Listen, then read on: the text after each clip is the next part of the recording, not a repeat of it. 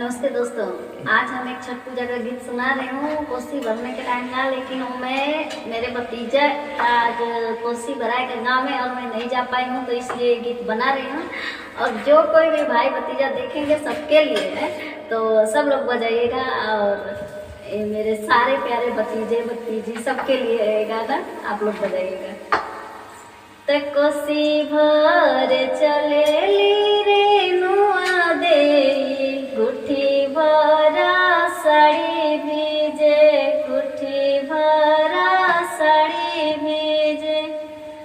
अभिजता त साड़ी मोरा भीजे देबू, कोसी मोरा नहीं भीजे, कोसी मोरा नहीं भीजे। कोसी भर चलेले संजय सेवका, गुठी भरा धोती भीजे, गुठी भरा धोती भीजे।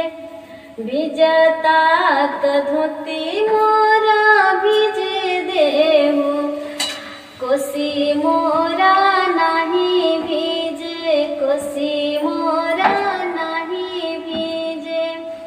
कोसी भर चलेली रूबिया देई, 1.25 लाख के साड़ी भीजे, 1.25 लाख के साड़ी भीजे।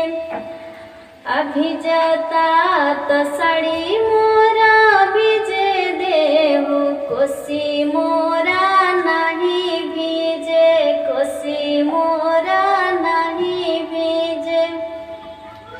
कोसी भर चलेले आधे बाबू, गुठी भरा धोती भीजे, गुठी भरा धोती भीजे।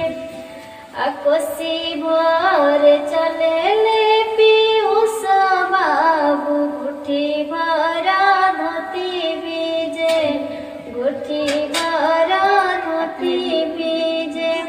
कोसी भर चलेले आयुष बाबू, गुठी भरा धोती भीजे, गुठी भरा धोती भीजे। अभिजता त धोती मोरा भीजे देहू, कोसी मोरा नहीं भीजे, कोसी मोरा नहीं भीजे। बाय दोस्तों, सबके लिए गाना सब लोग बजाइएगा। हमने खास तरह से सब भतीजे भतीजी के लिए ये गाना बनाए हैं, तो आप लोग भी बजाइएगा अपने घर में। और मैं आयुष के लिए तो खास तौर पर बनाएगा, तो आयुष के लिए ज़रूर आप लोग बजाइएगा। बाय, मिलते हैं नेक्स्ट वीडियो।